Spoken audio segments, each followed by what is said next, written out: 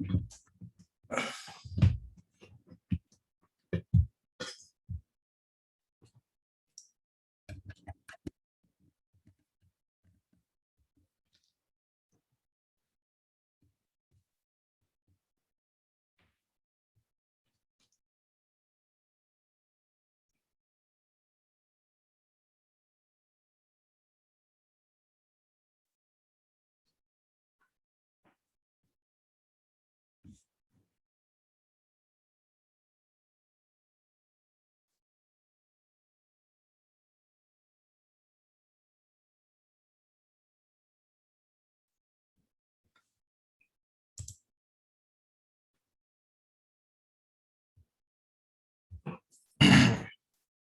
morning. Morning, sir. Morning, sir. Good morning. Good morning.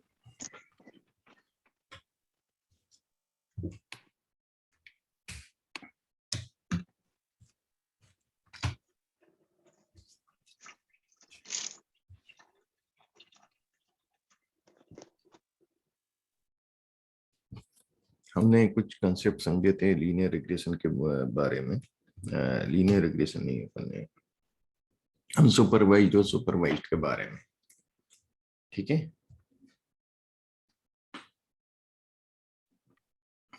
Right. आज हम बात करेंगे लीनियर रिग्रेशन की।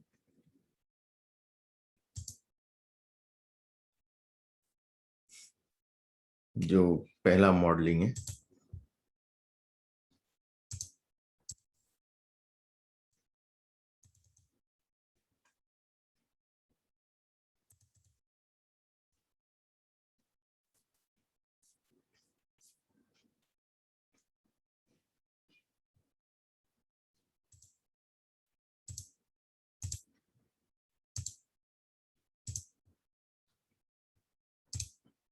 आपको स्क्रीन दिख रहा है?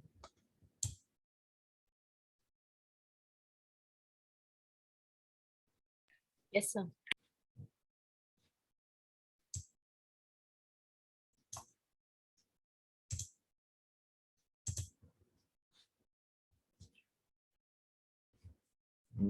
Machine learning models, what are this? ये मैं शायद आपको क्लियर ये नहीं देखा था ना अपन ने पीपीटी लास्ट सेशन में। आई थिंक सर आपने एक्सप्लेन किया था बट ये स्लाइड शायद नहीं दिखा था। अच्छा, so modeling use machine learning algorithm in which the machine learns from the data just like humans learn from their experiences. Okay. तो जो मॉडलिंग हम करते हैं उसमें मॉडलिंग में मशीन लर्निंग एल्गोरिथम यूज की जाती है और इन विच द मशीन लर्न, जिसमें मशीन सीखती है जैसे कि ह्यूमन बीइंग सीखता है उसी तरीके से एक्सपीरियंस के through. Machine learning models can be classified into the following three types based on the task performed and the nature of output. तो एक तो रिग्रेशन है। The output variable to be predicted is continuous. Regression में हमेशा continuous होता है output variable, target variable, dependent variable. Like crop production based on rain, तो जो क्रॉप प्रोडक्शन है वो कंटिन्यूस होगा, न्यूमरिक होगा, है ना, तो वो हमारा टारगेट वेरिएबल है या आउटपुट वेरिएबल है। क्लासिफिकेशन होता है दूसरा टास्क, मतलब दूसरे तरह के जो होते हैं, इसमें the output variable to be predicted is a categorical variable, है ना। कैटेगरिकल वेरिएबल होता है क्लासिफाइंग द पर्सन इज कोविड-19 पॉजिटिव और नॉट, है ना, सिम्टम्स के द्वारा हम उसको बेस करना चाहें तो। तीसरा जो होता है वो क्लस्टरिंग होता है। No predefined notion of a label is allocated, मतलब क्लस्टरिंग में हमारे कोई पहले से डिसाइडेड टारगेट वेरिएबल नहीं होता है, हम सेगमेंट क्रिएट करते हैं जैसे कस्टमर सेगमेंटेशन होता है। So no predefined notion of a label is allocated to the groups clusters formed. Customer segmentation वगैरह हम लोग क्या करते हैं, इसके अंदर ग्रुप क्रिएट करते हैं, क्लस्टर्स क्रिएट करते हैं जो हमारे बाद में टारगेट वेरिएबल की तरह काम करते हैं। ठीक है, शुरू में नहीं होता है। अब हम चल रहा भाई,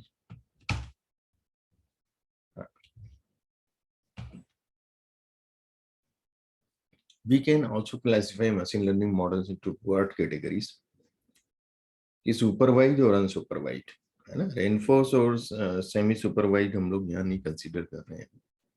तो पास्ट डेटा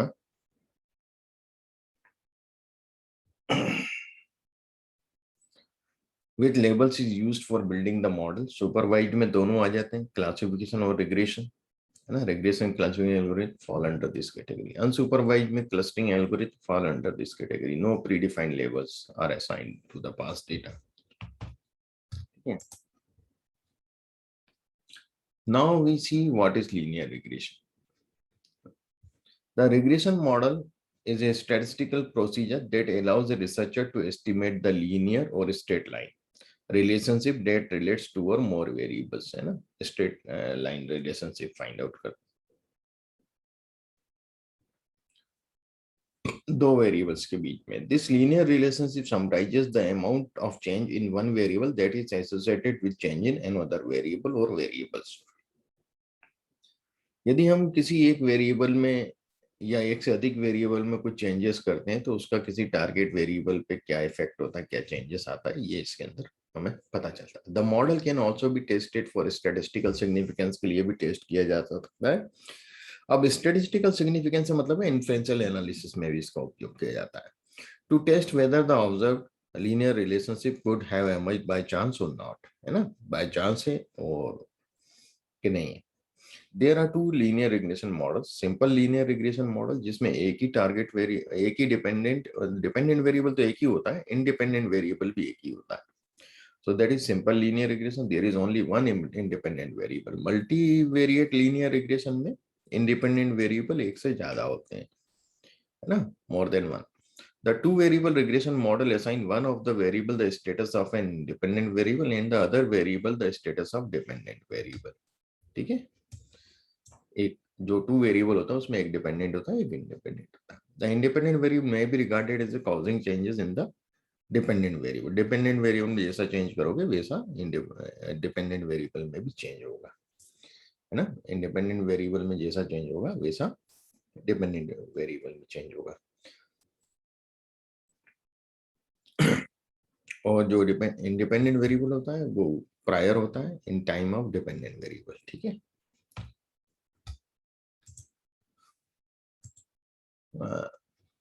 हम देखें कि बेस्ट फिट लाइन की जो हम बात कर रहे थे, पिछले बार भी मैंने आपको एक्सप्लेन किया था कि ये हमारा एक्चुअल डेटा इस टाइम, मतलब ये एक्स इतना है तो वाई इतना है, हाइट जो है वाई की, या पूरी हाइट जो है वो वाई की है, या पूरी हाइट वाई की। तो एक्स की अकॉर्डिंग वाई डिटरमाइन हो रहा है, y is equal to m x plus c, ये मैं एक्सप्लेन कर चुका हूँ, है ना। तो कुछ देखें कि बेस्ट फिट लाइन होते हैं तो कुछ जो डेटा पॉइंट्स होते हैं वो उसके नीचे होते हैं, कुछ उसके ऊपर होते हैं। अब ये जो एक्चुअल है इसको हम वाई बोलते हैं, और जो लाइन पे है उसको प्रेडिक्टेड वाई बोलते हैं, वाई केप।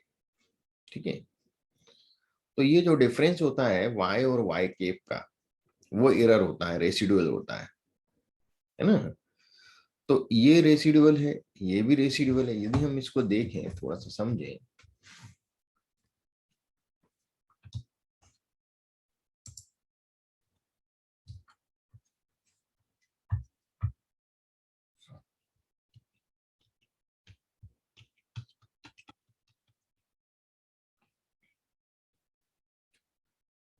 तो ये y1 और ये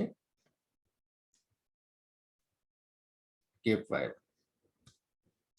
ये हमारा y2 और यहाँ पर केप y2। व्हाट इट, समझ में आ रहा है आपको? Yes, sir. तो ये जो डिफरेंस है, ई जो रेसिडुअल को रिप्रेजेंट करता है वो होता है y minus Y cap. What it, तो ये हमारा E1 हुआ, ये हमारा E2 हुआ, यहाँ E3 होगा, E4, E5 इस प्रकार से होगा। ठीक है, यहाँ तक समझ में आया? Yes. अब समेशन ऑफ EI की जब हम बात करें, मतलब I1 से चालू हुआ N तक गया, तो ये सिमिलर या इक्वल टू जीरो होना चाहिए, मतलब या तो इक्वल होना चाहिए, उसके आसपास होने चाहिए। गॉट इट, है ना? अब ये दो कंडीशन में हो सकता है जीरो। एक तो पूरे पॉइंट जो एक्चुअल पॉइंट इस लाइन पे हो, तो सभी E1 E2 E3 E4 सब जीरो होगा होगा। एक तो वो कंडीशन है कि हमारा मॉडल 100% एक्यूरेसी का बन जाएगा इवैल्यूएशन करेंगे, ठीक है। इस तरह के मॉडल को हम ओवरफिटिंग बोलते हैं। क्या बोलते हैं? Overfit model.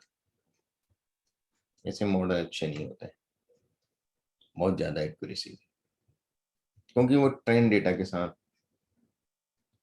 एक्यूरेसी बहुत अच्छी दे रहा है, पर जब हम अननोन डेटा इसमें डालेंगे तो ओवरफिटिंग, मतलब वो इतने अच्छा रिजल्ट नहीं देगा। Got it? तो एक तो ये कंडीशन है, और ऐसा पॉसिबल नहीं है जनरल रियल सिनेरियो में। दूसरा ये है कि जो आप देखें कुछ पॉइंट्स इसके ऊपर है लाइन के, तो लाइन के जो ऊपर पॉइंट्स है उसका समेशन, क्योंकि हमारा y माइनस वाई केप है, यदि y बड़ा है और y केप छोटा है तो ये पॉजिटिव रिजल्ट देंगे, ऊपर वाले पॉइंट देंगे कि नहीं? मान लो ऊपर के पॉइंट से अपन को पॉजिटिव C1 वैल्यू मिली, ठीक है। कुछ पॉइंट नीचे है, उसमें हमें नेगेटिव मिली वैल्यू। ओके, समझ रहे हैं पॉइंट को? Yes, sir. मान लो C1 is equal to C2, यदि ऊपर का सम और नीचे का सम इक्वल है, क्या होगा फिर? 0. Again, best fit. तो अपन इसको बेस फिट तो नहीं बोल सकते, क्योंकि ये मेजरमेंट सही नहीं है सिग्मा ई वाला। इसका मतलब कि कोई भी लाइन पॉइंट पे नहीं है, मतलब कोई भी पॉइंट लाइन पे नहीं है, फिर भी ये जीरो दे रहा है। Okay. Summation of error, residuals तो है वहां, फिर भी जीरो दे रहा है सम ऑफ रेसिडुअल्स, तो ये गलत है। समेशन ऑफ रेसिडुअल से हम लोग कुछ भी चीज नहीं फाइंड आउट कर सकते, ये सही मेजरमेंट नहीं है। पॉइंट समझ में आया? Yeah. पर हम क्या करेंगे, हम स्क्वायर ऑफ रेसिडुअल्स, क्या करेंगे, स्क्वायर ऑफ रेसिडुअल्स लेंगे, जो भी हमारा ई आ रहा है हम इसका स्क्वायर कर लेंगे, तो y माइनस वाई के स्क्वायर्स लेंगे और इसका समेशन करेंगे, तो सब पॉजिटिव हो जाएंगे भाई, हो जाएंगे कि नहीं? तो ये जितना कम आएगा, ये जितना जीरो के करीब होगा उतना अच्छा माना जाएगा। Does that make sense to you? और बेस फिट लाइन अपन ने बहुत, क्योंकि ये सब लाइनें क्या होती हैं जब मॉडलिंग करते हैं तो इसके अंदर डिसेंट ग्रेडियंट मेथड यूज किया जाता है ना।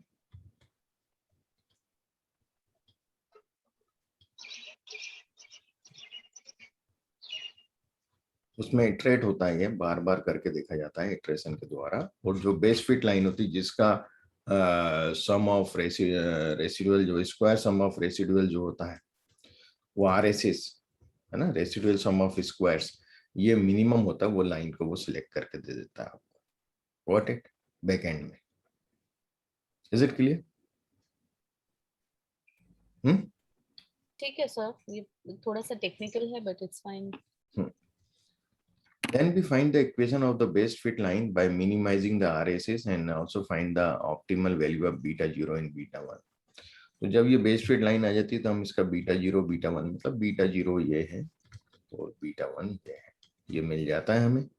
So we know that the best fit line is obtained by minimizing the quantity called the residual sum of squares. We will now be introduced to the concept of cost function. So this is the cost function. Got it? Cost function हमेशा क्या होता है कि error को बोला जाता है। Got it? इधर यहाँ मशीन लर्निंग में क्लियर भाई, एरर जितनी कम होगी उतना अच्छा होगा ना। कॉस्ट मिनिमाइज करते हैं कि नहीं करते हैं? तो यहाँ एरर जितनी मिनिमाइज होगी उतना अच्छा होगा ना, तो एरर को हम लोग कॉस्ट फंक्शन की तरह ट्रीट करते हैं। Does that make sense to you? Cost function कोई भी बात करे तो वो एरर की बात कर रहा है, ठीक है।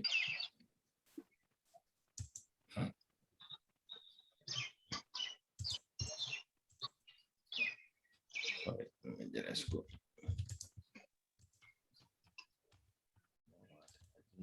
मेरा सही काम नहीं कर रहा।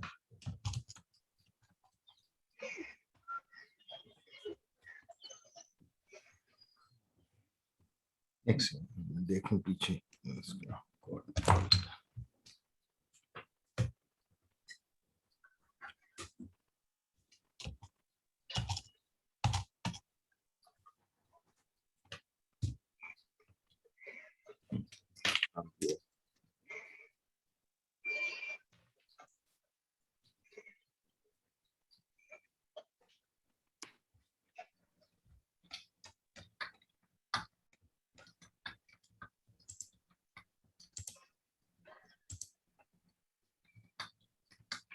सर बट लास्ट टाइम तो बताया था कि अगर 10 पे लाइन का अगर 0 आता है तो परफेक्ट होता है,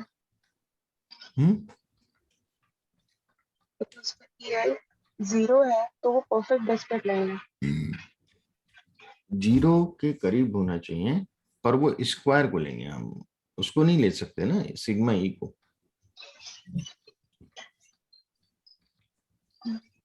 सिग्मा ई को कभी भी नहीं बोलते, मैंने ये बोला ही नहीं होगा कि सिग्मा ई 0 बेस्ट फिट लाइन को शो, बेस्ट फिट लाइन को शो करेगा, पर वो सही मेजरमेंट नहीं, वो मैंने आपको क्लियर किया ना अभी।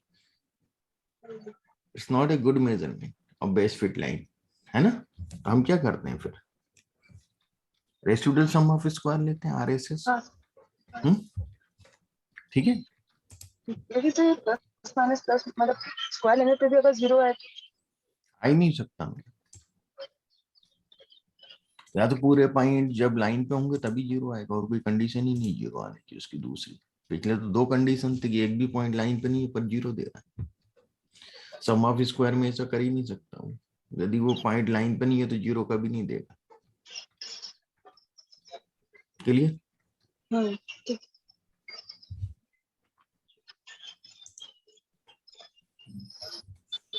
इसके बाद कुछ एक मेजरमेंट और हैं बेस्ट फिट लाइन को फाइंड आउट करने के लिए, ये थोड़ा सा डिटेल में जाएगा, पहला एल्गोरिथम है ना, इसके बाद दूसरे तीसरे चौथे जो हैं वो आपको इजी लगेंगे, इसमें कंसेप्ट काफी एक्सप्लेन करना रहता है, पहला मॉडल है, ठीक है।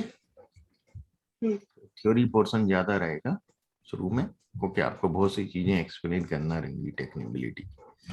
The strength of the linear regression model can be assessed using 2 matrix. एक तो मैंने बताया कि सम RSS जो है रेसिडुअल सम ऑफ स्क्वायर, या SSR भी बोलते हैं, सम ऑफ स्क्वायर ऑफ रेसिडुअल भी बोला जाता है इसको, तो उसमें कंफ्यूज नहीं होना है आपको। कई लोग SSR लिखते हैं, कई लोग RSS लिखते हैं, बीजेपी वाले RSS लिख देते हैं तो एक ही बात है, दोनों RSS और SSR, पर वो भी एक परफेक्ट हमारे एक्यूरेसी को चेक करने का एक बहुत अच्छा मेजरमेंट नहीं है।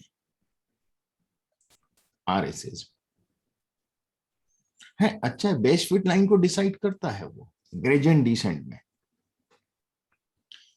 ग्रेडियंट डिसेंट में बेस्ट फिट लाइन उसके द्वारा हमारी बन जाती है, जिसमें β0 β1 वगैरह हमारा डिसाइड हो जाता है, लेकिन वो आपको इवेल्युएशन में सपोर्ट नहीं करता है मॉडल के, ठीक है। मॉडल कैसा परफॉर्म किया है, परफॉर्मेंस नहीं बताता है मॉडल की। उसके लिए हमारे पास डिफरेंट मेजरमेंट है, एक R² और एक रेसिडुअल स्टैंडर्ड एरर। हम इसमें थोड़ा सा डिटेल में चर्चा करेंगे। पहले हम बात करेंगे residual standard error, RAC।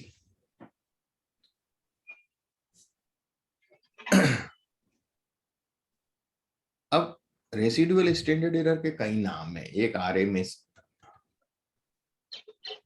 RMSE भी बोला जाता है। RMSE root mean square error, root mean square error, ये भी कहा जाता है, और रेसिडुअल स्टैंडर्ड एरर भी कहा जाता है। ये कैसे निकलता है? जो हमने y माइनस वाई के स्क्वायर का समीशन लिया था, RSS, इस RSS को हम n से डिवाइड कर देते हैं जितने डेटा पॉइंट्स हैं, और इसका स्क्वायर रूट ले लेते हैं। ये होता है RAC या RMAC। Does that make sense to you? Root mean square error, ये एरर है। एरर का square y minus Y cap, क्या एरर? इसी को बोलते हैं E बराबर y minus Y cap, that is error. इस एरर का स्क्वायर किया, गॉट इट, स्क्वायर एरर, और फिर इसको n से डिवाइड किया तो क्या निकला? मीन निकला। अब ये मीन हो गया कि नहीं अंदर अंदर, बताइए। Yes, और मीन का रूट ले लिया। Does that make sense to you? yes. इसलिए हम इसको RMAC भी बोलते हैं, रूट मीन स्क्वायर एरर, और इसको रेसिडुअल स्टैंडर्ड एरर भी बोलते हैं। ठीक है, ये समझ में आ गया? ये जितना कम होगा उतना अच्छा मॉडल होगा। बट ये RMAC जो है वो है एब्सोल्यूट मेजर। एब्सोल्यूट मेजर आप लोगों को मालूम है, पहले पढ़ाया था शुरू के सेशंस में, किसको बोलते हैं एब्सोल्यूट मेजर? कितने तरह के मेजर होते हैं?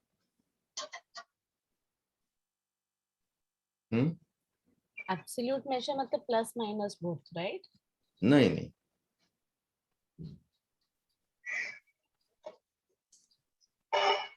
देखिएगा, मैंने बताया था आपको, measure of central tendency, mean, mode, median सब एब्सोल्यूट मेजर हैं। रेंज एब्सोल्यूट मेजर है। कोएफिशिएंट ऑफ रेंज क्या है? रिलेटिव मेजर है। बताया था आपको, याद आया आप लोगों को? कोएफिशिएंट्स जो होते हैं वो क्या होते हैं? रिलेटिव मेजर होते हैं, क्योंकि उसमें एक रेंज होती है कोएफिशिएंट्स में। डजटेड में जैसे कि कोरिलेशन कोएफिशिएंट का क्या है, रेंज क्या है कोरिलेशन कोएफिशिएंट्स की, बताइए। -1 to 1। तो रेंज है ना अपने पास। हमें और कुछ की जरूरत पड़ रही है, इनमें कोरिलेशन दिया है तो हम एक डिसीजन पे पहुंच सकते हैं कि हाँ भाई कितना पॉजिटिव कोरिलेटेड है, कितना नेगेटिव कोरिलेटेड है आपस में, दोनों वेरिएबल्स में, है ना। हमें किसी और चीज की जरूरत नहीं पड़ रही है। पर RMAC जो है वो एब्सोल्यूट मेजर है, वो रिलेटिव नहीं है, इसकी कोई रेंज नहीं है, ये 0 से इन्फिनाइट है। क्या है? 0 to इन्फिनाइट रेंज है। तो आप कह नहीं सकते कि कौन सा अच्छा है। चलिए ओके, ठीक भाई, है। आपके मान लो जो वेरिएबल हैं वो हाई वैल्यू वेरिएबल्स हैं। मान लो आपके वेरिएबल्स हैं थाउजेंड्स में, एक डेटा के, बात समझ में आ रहा है? थाउजेंड्स में वेरिएबल्स हैं तो आपका RMAC में जो आएगा वो थाउजेंड्स में आएगा कि नहीं आएगा? या 100 या थाउजेंड्स में आएगा? क्या बोलते हैं? फिर से बोलिए सर ये। यदि आपका जो वेरिएबल है इंडिपेंडेंट या डिपेंडेंट वो थाउजेंड्स में, 4 डिजिट में, तो RMAC भी आपकी 4 डिजिट आएगी कि नहीं आएगी? क्या बोलते हैं सब आप लोग? या 3 डिजिट आएगी, आएगा कि नहीं? यदि मान लो आपका कोई वेरिएबल डेसिमल में है, डेसिमल में इन द सेंस कि 1 डिजिट एंड डेसिमल में 1.5, 1.2, 0.05, 0.09 इस प्रकार से, उसका RMAC क्या आएगा? डेसिमल में आएगा डेसिमल में। और जहां मैं बता रहा हूँ 4 डिजिट नंबर है तो उसका RMAC ज्यादा आएगा कि नहीं आएगा? जरूरी नहीं है ना 4 डिजिट में ही आए। RMAC कैन 3 भी आ सकता है, मैं ये भी बोल रहा हूँ 3 भी आ सकता है, 2 भी हाँ। आ सकता है, पर पॉइंट में तो नहीं जाएगा एकदम। हाँ पॉइंट में जा रहा है तो एरर बहुत ज्यादा है कि कम है? एरर बहुत कम कम है। अगर फोर्थ तो पॉइंट में तो जाएगा नहीं वो। उसका आरएमएसी जो डेसिमल वाला है उससे ज्यादा ही होगा कि नहीं होगा, मेरा ये कंसेप्ट है पूछने का। हाँ, वो बेसिकली अब नंबर्स पे जो एक्चुअल इनपुट्स है उस हाँ। पर डिपेंड करता है। तो आरएमएसी को आप डिसाइड नहीं कर सकते आरएमएसी से, यदि अकेले आरएमएसी से कर सकते हैं कि मॉडल अच्छा है। मान लो आपका आरएमएसी आया 2000 और उसमें मल्टीवेरिएट था, वो बहुत से वेरिएबल थे, कुछ 3 डिजिट में थे तो कुछ 4 में थे तो कुछ 2 डिजिट में थे, है ना, जो इंडिपेंडेंट वेरिएबल्स है। तो आपका 2000 आरएमएसी आया तो आप कुछ कंक्लूड कर सकते हैं क्या? नहीं कर सकते। पॉसिबल नहीं। तो ये आपने ट्रेनिंग डेटा पे आरएमएसी चेक करते हैं हम लोग, और इसमें फिर टेस्ट डेटा पे आरएमएसी चेक करते हैं, समझ गए? जैसे एक मीन से हमें कुछ नहीं पता चलता, यदि 2 सेक्शन के मीन दिए तो हम कंपेयर कर सकते हैं कि हाँ इस सेक्शन में पढ़ाई अच्छी हो रही, इस सेक्शन में सही नहीं हो रही क्लास में। Got it? या दैट इज एब्सोल्यूट मेजर जो आप बता रहे हैं। हाँ, तो दोनों अपने आप में अकेले कुछ नहीं कर सकते, इसको कंपैरेटिव के लिए दूसरा एक और चाहिए। Got it? करेक्ट। तो ऐसे ही आरएमएसी जब ट्रेनिंग डेटा सेट से हमने मॉडल बनाया और वही ट्रेनिंग डेटा सेट हम मॉडल में डालते हैं और देखते हैं कि क्या आउटपुट देता है, और उसको हमारे पास जो एक्चुअल है उससे वही आरएमएसी फाइंड आउट करते हैं और वो एक वैल्यू हमें देता है। मान लो 2000 दिया, हमने फिर टेस्ट डेटा भी हमारे पास पड़ा हुआ है, भाई पड़ा है, उस टेस्ट डेटा को उस मॉडल में डालते हैं, वो भी हमें कुछ आउटपुट देता है वाई के, है ना। तो हम टेस्ट डेटा के भी आरएमएसी फाइंड आउट करते हैं। अब समझ में आ रही दो चीज, 2 आरएमएसी हो गए अपने पास, एक ट्रेनिंग डेटा का और एक test data. Is it clear कि नहीं? यस। अब ये 2 आरएमएसी हैं तो दोनों को कंपेयर करते हैं। यदि मान लीजिए ट्रेनिंग डेटा का आरएमएसी मेरा 2000 था और टेस्ट डेटा का आरएमएसी मेरा 1600 या 2400 है, तो ये अच्छा मॉडल नहीं है, गैप ज्यादा है। यदि मेरा ट्रेनिंग डेटा सेट का आरएमएसी 2000 था और टेस्टिंग डेटा सेट का आरएमएसी मेरा 1914 है, ओके, 1900 के समथिंग या 2000 के वो समथिंग है। Is it clear? तो ये मॉडल अच्छा कहलाएगा। पॉइंट समझ में आया? ऐसे ये लास्ट वाला क्वेश्चन फिर से रिपीट कीजिए। भाई हम ट्रेनिंग का आरएमएसी फाइंड आउट करेंगे, टेस्टिंग का आरएमएसी फाइंड आउट करेंगे। दोनों में यदि कम डिफरेंस है तो वो मॉडल अच्छा है, दोनों में यदि डिफरेंस ज्यादा बता रहा है तो मॉडल सही नहीं फिट हुआ है, ठीक है। वहां कुछ गुंजाइश है उस मॉडल को ऑप्टिमाइज करने की। क्लियर हुई पॉइंट? Yes sir. तो एक दूसरा भी है मेजरमेंट इसमें, R square. R square coefficient of determination होता है जो कि कॉफिशिएंट ऑफ कोरिलेशन का स्क्वायर है। Got it? Coefficient of correlation क्या होता है? आर होता है ना, और आर किसको बिलोंग करता है? -1 से 1 के बीच में होता है कॉफिशिएंट ऑफ कोरिलेशन है। Yes sir. तो इसी को हम कैपिटल आर लिख रहे हैं। तो आर स्क्वायर यदि मैं इसका स्क्वायर करूं तो अब क्या होगा, माइनस वाले नंबर से पॉजिटिव हो जाएंगे कि नहीं हो जाएंगे जब स्क्वायर लूंगा तो? हाँ सर। तो अब जो रेंज आएगी आर स्क्वायर की, वो क्या रेंज आएगी? 0 to 1। 0 to 1। यहाँ क्लियर हुआ कंसेप्ट है? हाँ सर।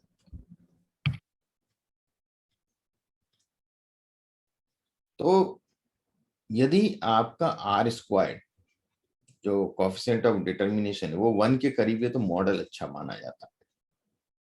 उल्टा है, 0 के करीब है तो मॉडल अच्छा नहीं। अब वो क्यों होता है वो मैं एक्सप्लेन करता हूँ।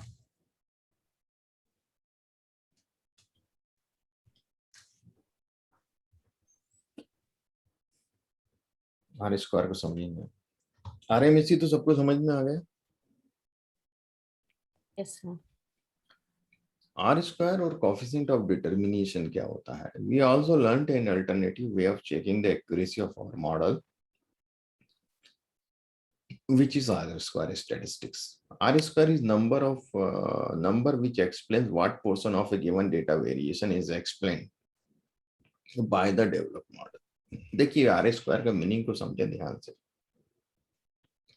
आर स्क्वायर एक नंबर है जो एक्सप्लेन करता है what portion of given data, data के कितने पोर्शन को, है ना, given data variation is explained by the developed model. What portion of the given data variation, जो डेटा में जो वेरिएशन है उसके कितने पोर्शन को इस मॉडल ने एक्सप्लेन किया है। Is it clear? भाई डेटा में तो वेरिएशन होगा। यदि आपका वेरिएशन नहीं होगा, डेटा बहुत ज्यादा कंसिस्टेंट है, तो वो तो मॉडल तो कोई मतलब ही नहीं। यदि आपके पूरे पॉइंट यदि लाइन पे ही आ रहे हैं तो क्या मॉडल की जरूरत है? वो तो एक फॉर्मूला हो गया, actual function y is equal to आपका मतलब आपको y मतलब रेसिडुअल एरर ही 0 हो गई होगा, वेरिएशन ही नहीं है। So what portion of given data variation is explained by your model, your developed model, उसको शो करता है। तो जितना ज्यादा वेरिएशन को, वो पोर्शन को वो एक्सप्लेन करेगा, उतना ज्यादा आर स्क्वायर होगा। ठीक है। It also is always takes a value between 0 and 1 in general term. It provides a measure of how well actual outcomes are replicated by the model. Model के द्वारा जो एक्चुअल आउटकम्स को वो कितना ज्यादा रेप्लिकेट कर रहा है, based on the proportion of total variation of outcomes explained by the model, है ना। So expected outcomes overall, the higher the R squared, the better the model fits of your data. Mathematically हम इसको represent करते हैं R square is equal to 1 minus R S S over T S S. अब मैं ये चीजें आपको explain करता हूँ कि टी एस एस क्या है और आर एस एस क्या है ना। अपन इसको समझेंगे अब, तब आपको आर स्क्वायर और बेटर समझ में आएगा कि क्यों अपन 1 को अच्छा मानते हैं इसमें। ठीक है। ये सब मशीन लर्निंग का पार्ट है सर? नहीं, ये कंसेप्ट है मैडम। किस चीज के? ये लीनियर रिग्रेशन का है। मशीन लर्निंग तो अपन पढ़ ही रहे हैं, है ना। ये इन्फ्रेंशियल में भी यूज होता है। ठीक है। मतलब आप मॉडल बनाएंगे तो आप उसकी कुछ एक्यूरेसी को डिसाइड तो करेंगे ना, मॉडल अच्छा बने बुरा बने। ओके। उसको वो मेजरमेंट आर स्क्वायर के द्वारा डिसाइड करेंगे ना। आर स्क्वायर वैल्यू कितनी है उसको इंटरप्रेट करेंगे ना। Interpretability is very very important. समझ रहे हैं आप? देखिएगा, machine learning model, linear regression, logistic regression की इंटरप्रेटेबिलिटी बहुत अच्छी होती है। उसको इंटरप्रेट अच्छे से कर सकते हैं। Got it? क्योंकि पूरा मैथमेटिक्स पे बेस्ड है, कैलकुलेशन है इसमें सब चीजों में। फिर आते हैं हम डिसीजन ट्री। उसको हम उतना अच्छा इंटरप्रेट नहीं कर सकते जितना हम लीनियर रिग्रेशन को कर सकते। Is it clear? फिर हम आते हैं रैंडम फॉरेस्ट पे। तो रैंडम फॉरेस्ट को भी हम उतना अच्छा इंटरप्रेट नहीं कर सकते जितना कि हम डिसीजन ट्री या लीनियर रिग्रेशन या लॉजिस्टिक रिग्रेशन कर सकते। कंसेप्ट क्लियर है? ऐसा क्यों सर? वहां रेंडमाइजेशन आ जाता है थोड़ा सा, और मैथमेटिकल कैलकुलेशन उतने नहीं होते। जब मैथमेटिक्स कम होती जाती है, पैटर्न बेस्ड होता चले जाता है चीजें, फिर वो पैटर्न को समझने की कोशिश करता है। Does that make sense to you? Okay. उसमें हम खुद रूल बनाते हैं, उस रूल को वो फॉलो करके मॉडल डेवलप करता है। रूल अपने बनाए हुए। Got it? मैथमेटिक्स उसके पीछे हुई है कि हाँ इससे ज्यादा इससे कम ये सवाल। Got it? तो रूल हमारे बनाए हुए, कहीं ना कहीं हमारा इंटरवेंशन हो गया वहां पे, कहीं ना कहीं मॉडल के बीच में हो गया कि नहीं हो गया एल्गोरिथम में। क्या बोलते हैं भाई, मैंने कुछ और रूल बनाया, आप कुछ और रूल बनाओगे? जरूरी है आप और मैं सेम रूल बनाएंगे? बताइए। डिसीजन ट्री वाला तो समझ में आ रहा है, वो रैंडम फॉरेस्ट शायद पता नहीं एल्गोरिथम, इसलिए हाँ, नहीं वो समझ। डिसीजन ट्री का ही बड़ा फॉर्म है। अच्छा।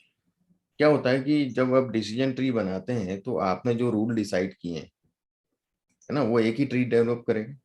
हम्म, और एक ट्री जब डेवलप होगा तो वो जो आपने सीड डाला है, आपने भाई सीड डाला है आम का, मैंगो का, तो आपको अमरूद तो मिलेगा नहीं ना। बताएं। हम्म, तो वो जो सीड है उस पे बायस्ड हुआ कि नहीं हुआ पूरा ट्री है? तो आपने मतलब यहाँ सीड जो है आपका वो ट्रेनिंग डेटा सेट है डिसेंट्री बनाने के लिए। क्या है सीड?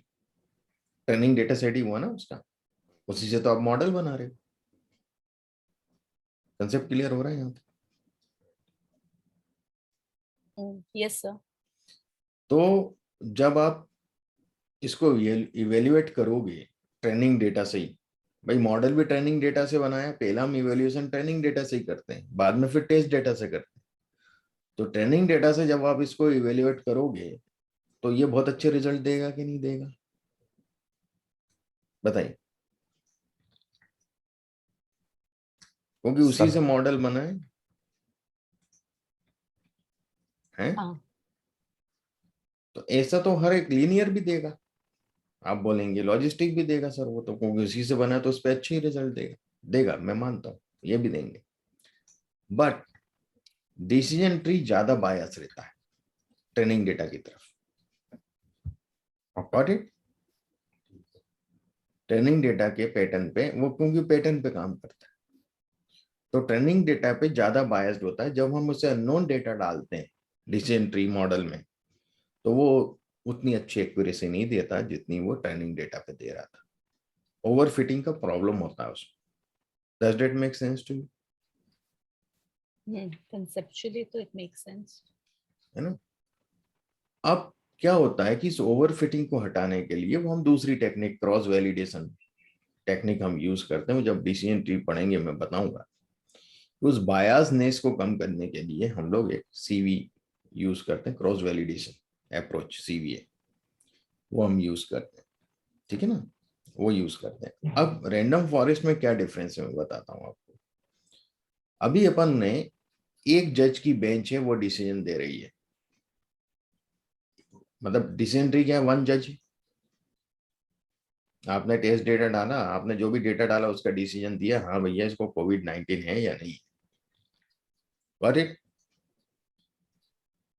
Is it clear? या। अब यदि मैं, ये बायस हो सकता है, एक जज का डिसीजन बायस हो सकता है कि नहीं हो सकता है। इसलिए बेंच कितनी होती है, 3 जज की, 5 जज की, 7 जज की बेंच होती है सुप्रीम कोर्ट में, हाई कोर्ट में। क्या बोलते? हम्म, क्यों मल्टी जज बेंच होती है? कि डिसीजन बायस ना हो, और ऑड में रखी जाती हैं ज्यादातर। क्योंकि यदि 2 जज रखेंगे, 4 जज रखेंगे, टाई होने के चांसेस ज्यादा होते हैं। यस। इसलिए ऑड रखे जाते हैं कि टाई ना हो डिसीजन। 2 जज का जो डिसीजन होगा वो फाइनल होगा 3 में से। Is it clear? Yes. तो जब एक ही ट्री हमने लगाया है तो बायस तो होगा, हो सकता है। तो वहां कंसेप्ट आया रैंडम फॉरेस्ट का। रैंडम फॉरेस्ट में हम लोग 500 ट्री लगाते हैं डिफॉल्ट में। कितने लगाते हैं? 500, एक की जगह, ये उसी मतलब ट्रेनिंग डेटा से। अच्छा, नहीं एक ट्रेनिंग डेटा से कि 500 ट्रेनिंग डेटा होते हैं इसमें? एक ही ट्रेनिंग डेटा होता है, 500 ट्री लगाते हैं। ओके। पर वो ट्री कैसे लगाते हैं, आप जंगल में देखेंगे एक जैसे पेड़ होते हैं क्या? नहीं। हैं? बाग थोड़ी है। बाग हम्म, में एक जैसे पेड़ होते हैं, अमरूद का बाग, आम का बाग, बाग थोड़ी लगा रहे हैं हम फॉरेस्ट डेवलप कर रहे हैं। फॉरेस्ट में क्या रहेगा, पेड़ अलग अलग होंगे? बताइए आप। Yes sir. एक जैसे होंगे? अलग अलग। अलग। वेराइटीज होंगी, डाइवर्सिटीज होगी। तो ये डाइवर्सिटी कैसे लाएंगे हम रैंडम फॉरेस्ट में? तो इसमें क्या करते हैं, मान लीजिए आपके 10,000 ऑब्जर्वेशन है, समझ रहे हैं? अब 10,000 ऑब्जर्वेशन में से आप क्या करेंगे कि 2,000 ऑब्जर्वेशन रैंडमली लेंगे पहले पेड़ के लिए। बात समझ रहे हैं?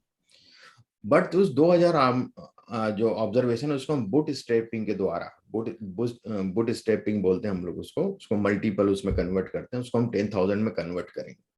Got it? वो हमने 2,000 ऑब्जर्वेशन लिए, उसकी डुप्लीकेसी करके, बूट स्ट्रैपिंग एक अलग चीज, हम डुप्लीकेशन नहीं बोल सकते उसको, उसमें थोड़ा सा चेंजेस करते हैं वो लोग हर ऑब्जर्वेशन में, मतलब वैसे की वैसे डुप्लीकेट नहीं होता है। Got it? आगे समझ, पैटर्न वही रहता है, पर बूट स्ट्रैपिंग करते हैं वो 10,000 ऑब्जर्वेशन के लिए। अब आपके पास पहले पेड़ के लिए कितने ऑब्जर्वेशन हो गए बताइए? टोटल 10,000 है तो हाँ, 10 में से 2,000 लिए तो उसको बूट स्टेप करके आपने वापस 10,000 कर दिए, तो 10,000 ऑब्जर्वेशन है पहले पेड़ के लिए। ऐसे ही आपने 500 पेड़ का काम किया,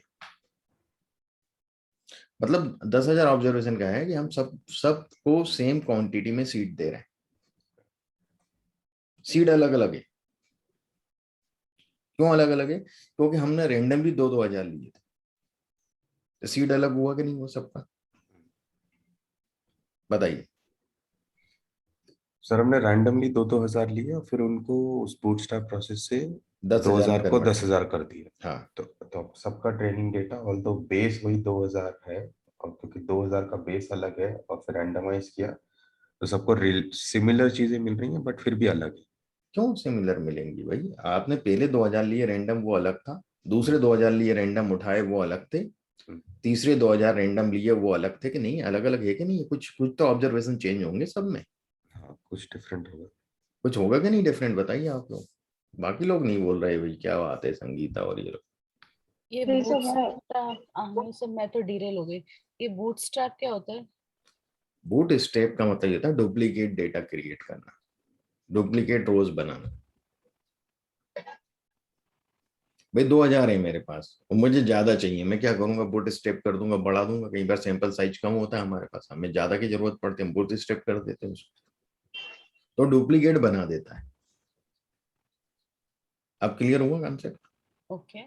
डुप्लीकेट का मतलब ये नहीं है कि पूरे के पूरे जो रो है सेम डुप्लीकेट ही दे देगा। बूट स्टेप में थोड़ा सा डिफरेंस होता है कि वो वैल्यू उसके आसपास कहीं रखेगा, जो भी वेरिएबल की वैल्यू आ रही है सेम कॉपी करके दूसरा नहीं बनाएगा। ठीक है, वो एक्सट्रापोलेट करेगा बेसिकली। हाँ, क्लियर? हम्म। हम्म। तो ये बूट स्टेपिंग के द्वारा हम लोगों ने सबको उसी क्वांटिटी में मटेरियल दिया, उतने ही सीट दिए, वही सीट के वो दिए।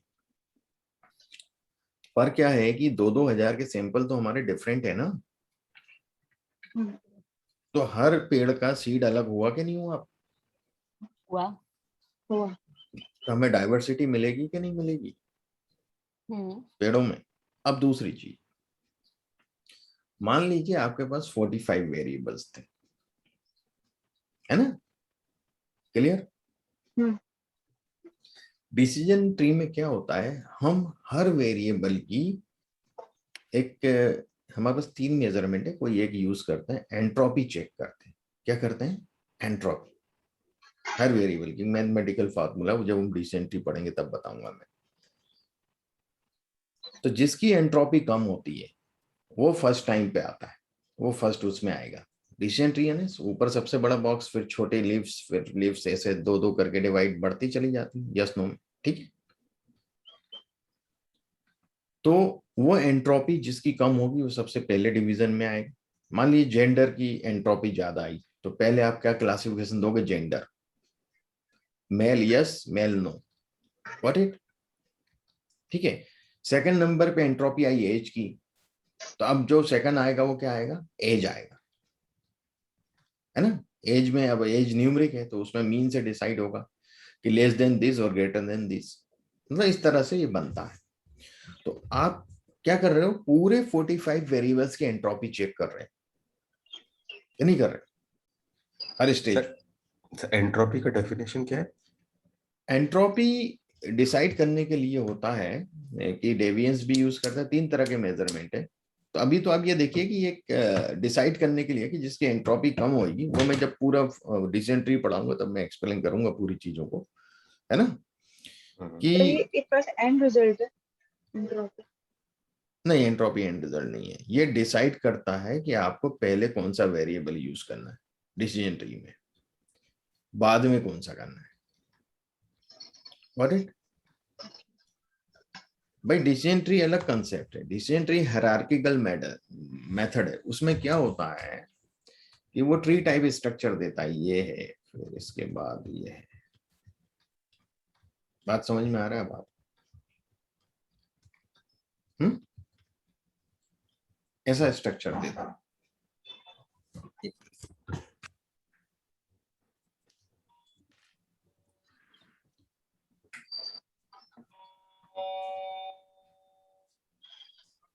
तो शैली नहीं है ना क्लास में? नहीं है।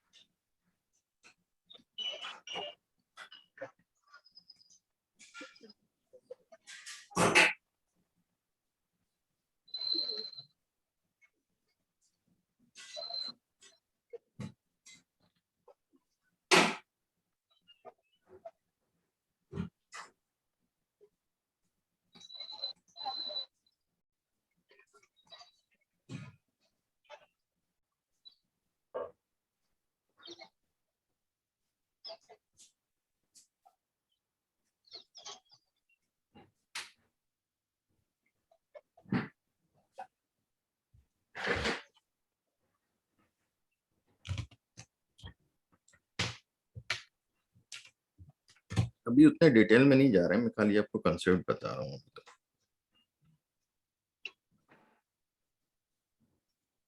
अभी तो ये देखिए कि हमने एंट्रोपी के हिसाब से खाली डिसाइड किया है कि कौन सा वेरिएबल ऊपर रखना है, कौन सा उसके नीचे आएगा, है ना। ऐसा ट्री बनता है, मतलब यहाँ वेरिएबल कौन सा रखो, पहला डिवीजन किससे होगा, पर दूसरा किससे होगा, उसके नीचे कौन सा वेरिएबल आएगा, ऐसा डिसाइड होता है। तो एक ट्री ऐसा बनता है। ऐसे हम 500 ट्री बना रहे हैं। तो जब हम डिसीजन ट्री बना रहे हैं तो हमने पूरे 45 वेरिएबल की एंट्रोपी चेक करी कि नहीं करी, बताइए। आप उस पॉइंट को पकड़े खाली कि हम 45 वेरिएबल की एंट्रोपी देख रहे हैं कि नहीं देख रहे हैं, उससे डिसाइड कर रहे हैं कि जिसकी कम है उसको ऊपर रख रहे हैं। क्या बोलते हैं? सर ये बहुत कंफ्यूजिंग है, समझ में नहीं आ रहा। तो उसमें बात समझने की क्या, आप एंट्रोपी चेक कर रहे हैं, कैसे चेक कर रहे हैं उस पर मत जाइए। 45 वेरिएबल की एंट्रोपी चेक कर रहे हैं, जिसकी कम है उसको आप टॉप पे रख रहे हैं, बाकी का उसके नीचे आ रहा है, फिर उससे नीचे की एंट्रोपी का उससे नीचे आ रहा है। ऐसा कर रहे हैं कि नहीं कर रहे हैं?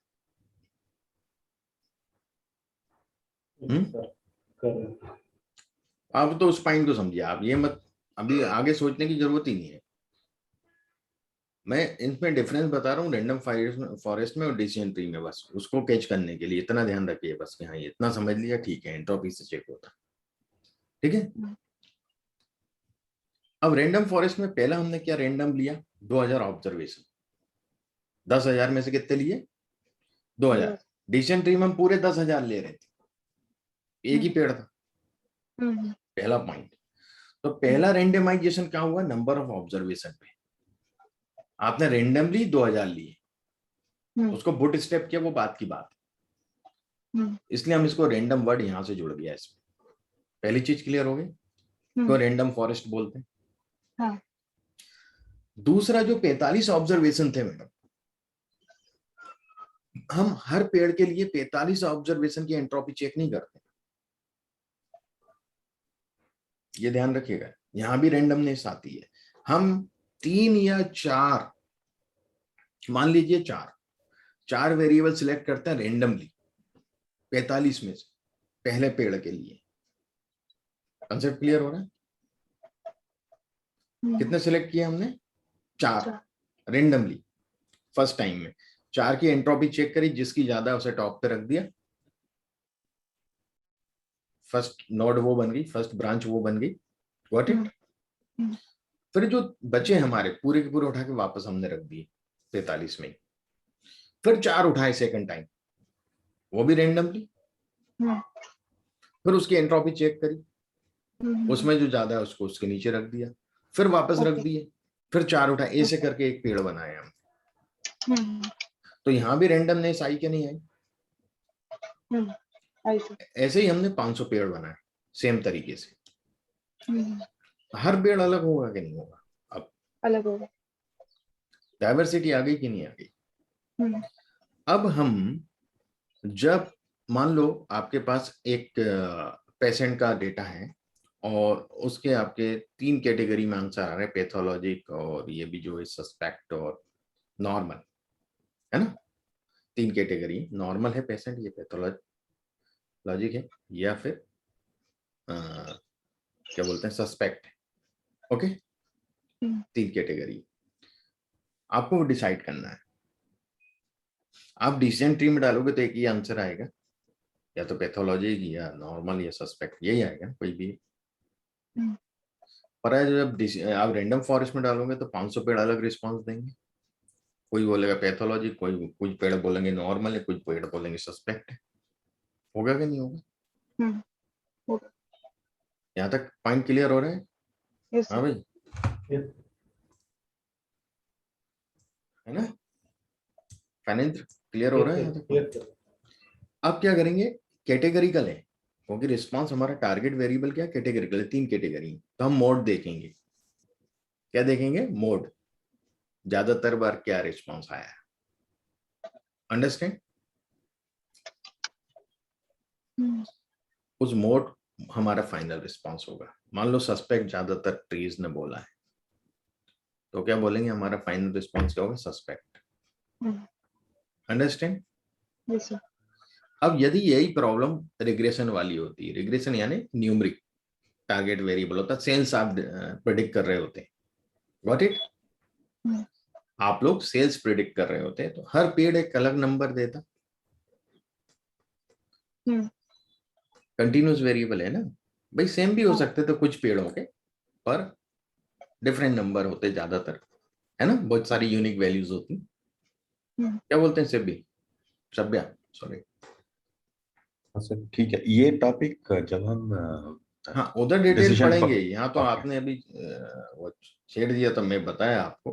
अच्छा, कि अब क्या होगा कि जो 500 पेड़ हैं, सबने कुछ वैल्यूज दी, उसका मीन निकाल लेंगे 500 से डिवाइड करके, सब वैल्यू को जोड़ दें, गॉट इट? और जो मीन आएगा वो आपका प्रेडिक्शन होगा, गॉट इट? तो सर सबके अलग अलग मीन आएंगे क्या? भाई 500 पेड़ों ने आउटपुट दिए हमें, इतना कुछ वैल्यू सेल्स की दी, हाँ। तो सबके मीन फिर थोड़े उसका हुए। मीन निकाल। हाँ, हाँ तो फिर सबका पूरे मीन वैल्यूज को निकाल। जोड़ेंगे और 500 से डिवाइड कर देंगे, तो एक ही मीन आएगा ना हमें, तो हाँ हाँ। वो मीन हमारा फाइनल प्रेडिक्शन होगा। हम्म। अंडरस्टैंड? हम्म। ये कंसेप्ट होता है रैंडम फॉरेस्ट का और डिसीजन ट्री के बीच में डिफरेंस, ठीक है? तो ये इंटरप्रिटेबल नहीं होता है।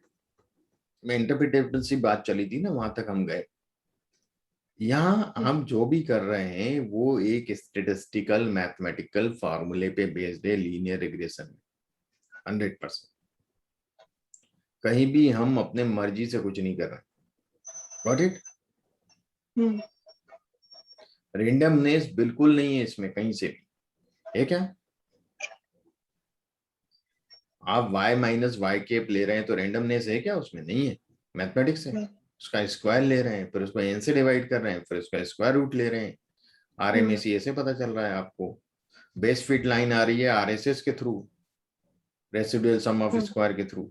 आप कोई उसके कोई दूसरा रैंडमली कुछ चीज यूज कर रहे हैं, आपका भी RSS सेम आएगा उस डेटा सेट पे, मेरा भी सेम आएगा, क्या अलग अलग आएगा? सेम आएगा ना, इसलिए ज्यादा इंटरप्रेटेबल होता है, ठीक है? सर और इंटरप्रेटेबिलिटी भी बहुत ज्यादा इंपॉर्टेंट होती है कुछ जगहों पे, है ना? अब बात करें यदि मैं आपको बताऊं कि भाई जो मशीन लर्निंग तो ठीक है, जब हम डीप लर्निंग में आते हैं तो जी डीप लर्निंग में हम अपनी इंटेबिलिटी को खो देते हैं, इंटरप्रिटेबिलिटी को खो देते हैं। वो डीप लर्निंग में आप मॉडल को इंटरप्रेट नहीं कर सकते, है ना, वो इंटरप्रिटेबल नहीं रहते, इंटरप्रिटेबिलिटी खत्म हो जाती है। हम्म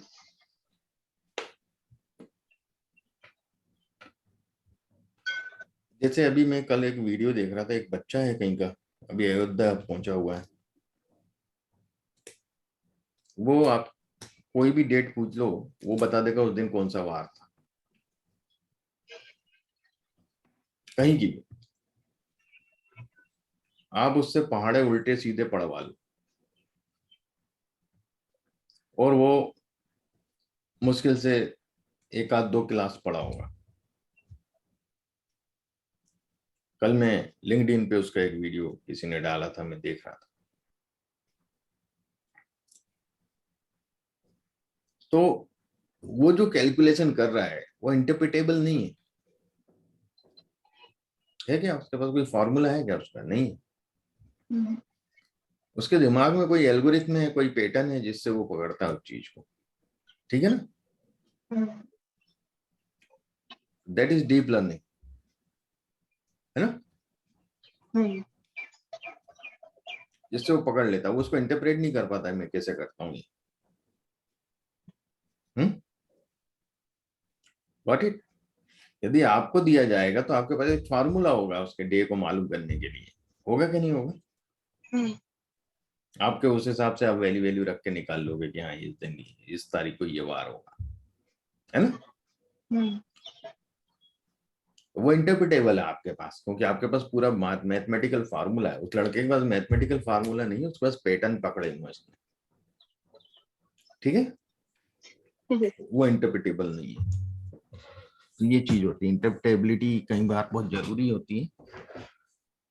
मतलब वो रिपीटेशन में फायदा देती है हमें, रेप्लिकेशन में। चलिए आगे बढ़ते हैं थोड़ा सा। आर स्क्वायर जो होता है वो कैसा होता है, अपन देखते हैं इसको। मैं इसको क्लोज करूं।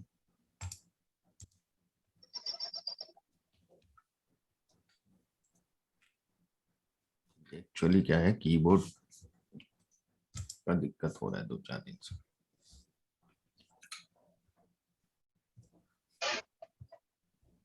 अब टीएसएस क्या है वो हम देखें, है ना? तो मैं आपको बताता हूँ क्या चीज होती है TSS.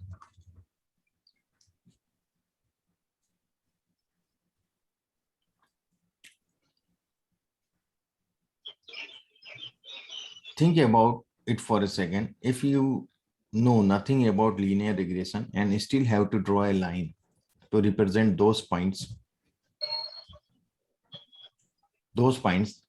the least you can do is have the line pass through the mean of all the points as shown below. This is the worst possible approximation that you can do. TSS gives us the deviation of all the points from the mean line. अब TSS क्या है, पहले हम इसको समझ लें।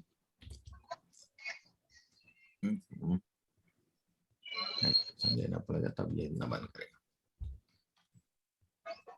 एक mean line हम y की ले लेंगे, सेल्स हमारा टारगेट वेरिएबल, हमने उसकी मीन लाइन ले ली, सेल्स का मीन निकाल लिया, व्हाट इट, है ना भाई? y जो है ना हमारे पास उसका मीन निकाल लिया, y कैप तो नहीं है, y है हमारे पास। और हर ऑब्जर्वेशन, ये ऑब्जर्वेशन है, marketing budget in lakhs, this is our independent variable, what it.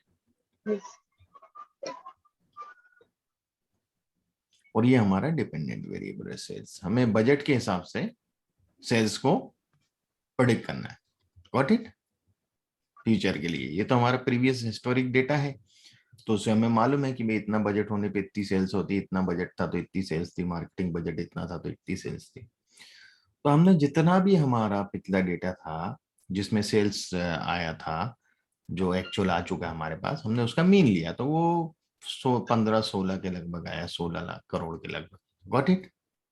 ये मीन लाइन तो हमेशा सेम रहेगी, हॉरिजेंटल होती है, गॉट इट? और ये हमारे एक्चुअल सेल्स प्रेडिक्शन है ना? तो यदि यहाँ से यहाँ तक की जो हाइट है वो एक्चुअल सेल्स प्रेडिक्शन बता रही है कि ये जो है 10 करोड़ की सेल हुई थी, 9 करोड़ की हुई थी, ये 11 करोड़ की हुई, ये 10 करोड़ की हुई, ये 15 करोड़ की सेल थी, ये आपकी करीब 12-13 करोड़ की सेल थी, गॉट इट? तो जो मीन लाइन से डेविएशन है, ये जो डेविएशन है मीन लाइन से, बात समझिएगा, पहले अपन जो ले रहे थे ना एरर, वो प्रेडिक्शंस था, गॉट इट? वहां जो लाइन खींची थी वो रिग्रेशन लाइन थी, ये मीन लाइन है, इसको रिग्रेशन लाइन मत समझिएगा आप लोग। मीन लाइन और रिग्रेशन लाइन में क्या डिफरेंस है? अरे रिग्रेशन लाइन तो ऐसे अपन ने बनाया था पिछली बार, प्रेडिक्टेड निकलती है ना, वो तो best fit y is equal to mx plus c, beta 0 plus beta 1x। Correct. और ये वाली जो है this is absolute mean of sales, ठीक है? ठीक है। तो ये जो डेविएशन है ये इसका सम, इन सब डेविएशन का सम, इन सब डेविएशन के स्क्वायर का सम, वो कहलाता है TSS। क्या कहलाता है? इसका full total form sum of square. Okay. मतलब क्या हुआ मैं बताऊं आपको, y minus mean of y, got it? भाई ये y है, तो ये सिंपल सम है राइट, डिफरेंसेस का नहीं सम नहीं, स्क्वायर, स्क्वायर भी है। Total sum of square. Total sum square, और इसका रूट करेंगे तो स्टैंडर्ड डेविएशन निकलेगा राइट सर? नहीं स्टैंडर्ड नहीं, डेविएशन हमें रूट नहीं करना है, नहीं, स्टैंडर्ड डेविएशन का फॉर्मूला क्या है? अभी हम वो कर ही नहीं रहे हैं इधर, छोड़िए आप इस चीज को, अभी तो TSS को समझेंगे, TSS है बस, ठीक है? टोटल सम ऑफ स्क्वायर क्या है हमें ये समझना, मैं आगे नहीं जाना है इसकी क्या है। TSS is gives us the deviation of all the points from the mean line। समझ में आ गया आपको कि नहीं आया संगीता जी? Yes sir. और RSS भी हम जानते हैं, हाँ। RSS भी हम जानते हैं, है ना? तो जो R स्क्वायर्ड होता है 1 माइनस RSS ओवर TSS, क्या होता है? ये होता है R स्क्वायर, कि 1 में से RSS ने residual sum of square divided by total sum of square, इस रेशियो को 1 में से माइनस करते हैं तो हमें R स्क्वायर्ड मिलता है। इसमें आरएसएस कहाँ है? टीएसएस तो समझ में आ गया, आरएसएस RSS मैंने कहाँ पर पिछले है? पार्ट में समझा ना, तो इस ग्राफ में आरएसएस किससे कैलकुलेट होगा? रेसिडुअल, इसमें रेसिडुअल कहाँ है? इसमें नहीं किया है मैंने, वो पॉइंट ही नहीं दिया ना, अपना रिग्रेशन लाइन ही नहीं बनाई। तो इसमें आरएसएस कैसे कैलकुलेट करेंगे बताता सर? हूँ, बताता हूँ। ये मैंने खाली TSS कैसे होता है कैलकुलेट ये बताया आपको, ठीक है?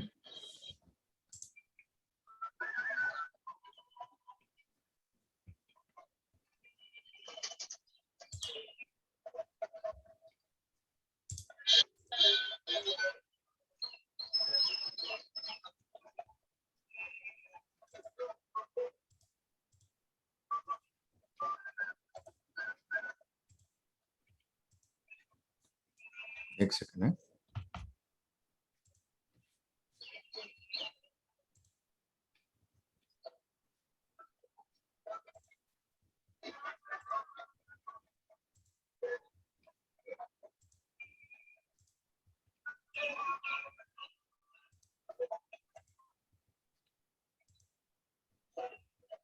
गूगल पे दूसरे प्लेटफॉर्म पे पढ़ाते हैं ना, कभी तो ये दिक्कत करता है, इस प्रकार से नहीं होता है ना।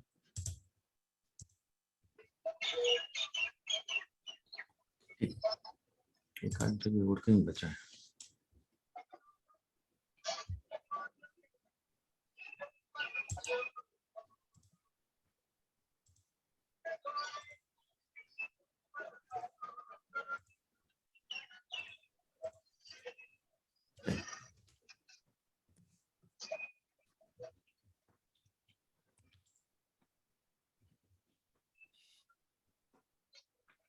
समझिएगा अब आप, यहाँ मैंने दोनों चीजें दी हैं। ये रिग्रेशन लाइन है, दिख रहा है आपको, हम्म। है ना? ये रिग्रेशन लाइन है अपना, y is equal to beta 0 plus beta 1 x, hmm. ये वो लाइन है। ये आपकी मीन लाइन है y की। हम्म। यहाँ तक क्लियर हो गया? Yes sir. ये आपका जो है प्रेडिक्टेड वैल्यू है कि नहीं, लाइन पे जो है वो प्रेडिक्टेड y होता नहीं, y के। यस। ये आपका एक्चुअल y, कहाँ है एक्चुअल वाई? जो ये मीन ऊपर, लाइन। सबसे ऊपर ये, ओके। है ना? और ये मीन ऑफ y, ये तो सबका सेम रहेगा। y, जो y बार है वो तो सब पूरे उसमें सेम ही रहेगा ना। तीन चीजें हो गई आपके पास अब, एक्चुअल y, प्रेडिक्टेड y और y बार। ठीक है। हाँ जी, सबको समझ में आया फनेंद्र? Yes sir. तो जो डिफरेंस है एक्चुअल y और प्रेडिक्टेड y के बीच में, वो yi माइनस केप yi के रूप में मैंने लिखा है। क्लियर? ठीक है। और इसका मैं स्क्वायर कर रहा हूं, तो yi minus cap yi square summation of this is equal to SSE। हम अभी पीछे क्या बोल रहे थे इसको, RSS क्या बोल रहे थे? अच्छा, RSS ओके। थोड़ा सा रेसिडुअल स्क्वायर इज। कंट्राडिक्शन है, मैंने थोड़ा डिफरेंट तरीके से समझाया है इसको, थोड़ा सा कंफ्यूज मत होइएगा। इसको एक्चुअली हम, कई लोग इसको RSS SSR बोलते हैं, पर यहाँ अपन थोड़ा सा इसको अलग नजरिए से समझेंगे। इसको SSE बोल रहे हैं हम, सम ऑफ स्क्वायर ऑफ एरर, है ना? लोग इसको रेसिडुअल बोलते हैं कई लोग, पर हम सम ऑफ स्क्वायर ऑफ एरर बोलेंगे। सम ऑफ स्क्वायर ऑफ रेसिडुअल कोई दूसरी चीज होती है, पर क्या होता है कि अब डेटा साइंस में सब स्टैटिस्टिशियन तो है नहीं, तो लोगों ने अपना इंटरप्रिटेशन कर डाला है उधर, अपने हिसाब से रख लिया है, तो अब उस चीज को उसी हिसाब से वहां शो करना पड़ता है मशीन लर्निंग में। स्टैटिस्टिक्स के हिसाब से देखें तो ये जो मैंने लिखा है ये स्टैटिस्टिशियन के पॉइंट ऑफ व्यू से है, ठीक है? तो ये SSE हुआ इधर का, sum of square of errors. SST क्या होता है? अपन ने क्या देखा था SST में अभी, मीन से जो एक्चुअल पॉइंट है उसके डेविएशन के स्क्वायर के सम्स। बट इट याद आया? पिछला अभी अपन ने देखा था कि जो मीन लाइन गई थी उससे अपन ने एक्चुअल पॉइंट के डेविएशन देखे क्या थे कि नहीं देखे थे? बताइए आप।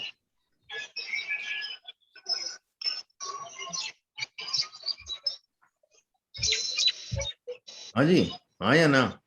सर देखिए, तो वो डेविएशन के स्क्वायर के सम को हमने TSS बोला था कि नहीं बोला था? राइट। तो ये SST का मतलब वही हुआ ना, सम ऑफ स्क्वायर। TSS बोले या SST बोले, तो ये यहां से यहां तक का y माइनस वाई बार, देखिएगा yi minus Y bar. Got it? समझ रहे हैं आप? इनके स्क्वायर का समेशन SST। दो चीजें आ गई आपके पास, SST SSE, दो चीजें हो गई कि नहीं हुई? यस सर, दोनों होते हैं। अब तीसरी चीज कि जो प्रेडिक्टेड y है और जो मीन y है, इनके बीच का difference cap y minus Y bar, इनका स्क्वायर किया और इसका समेशन किया, तो ये हुआ SSR, sum of square of residual. ये कहलाता है रेसिडुअल। और लोग किसको बोलते हैं? इसको रेसिडुअल बोलते हैं।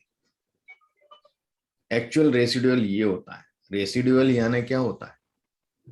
रेसिडुअल का हिंदी मीनिंग क्या है?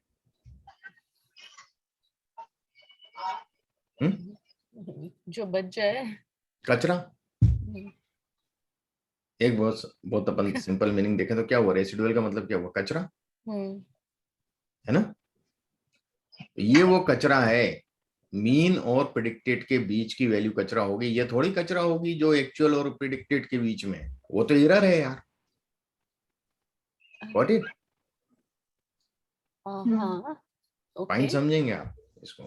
ये तो एरर है। कचरा तो ये होगा ना भाई जिसका इधर से कोई लेना देना नहीं है भाई। मीन और मीन का क्या लेना देना, कोई इतना ज्यादा इंपॉर्टेंट तो है नहीं मीन का।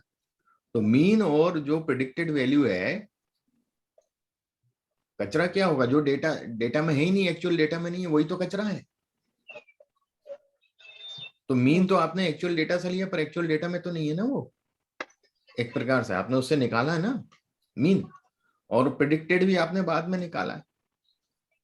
Got it? तो कचरा ही हुआ ना, एक्स्ट्रा है ये, है कि नहीं? इसलिए हम इसको रेसिडुअल बोलते हैं। तो ये रेसिडुअल है। अब फार्मूला ये बनता है कि एसएसटी जो है या टीएसएस, इसमें आप कभी कंफ्यूज मत होइएगा, उल्टा सीधा लिखते हैं ये लोग। तो SST sum of square of total, और सम जो होता है वो हमेशा इक्वल होता है sum of square of error plus sum of square of residual, इन दोनों के सम के बराबर होता है। क्लियर हो गई ये चीज? ठीक है, मतलब it is y i minus Y bar. हाँ, मतलब एसएसटी जो एसएसटी है, एसएसटी यानी पूरा इसके स्क्वायर का सम एसएससी के स्क्वायर के सम और एसएसटी के स्क्वायर के सम के इक्वल होगा हमेशा। ठीक है। यहां तक कंसेप्ट सबको क्लियर हुआ? Yes sir. है ना? अब जो आर स्क्वायर होता है वो होता है sum of square of residual, मतलब ये। What it? क्या हो रहा है? ये by total. Understand? Sum of square of R residual divided by SST, ये आर स्क्वायर होता है। ओके।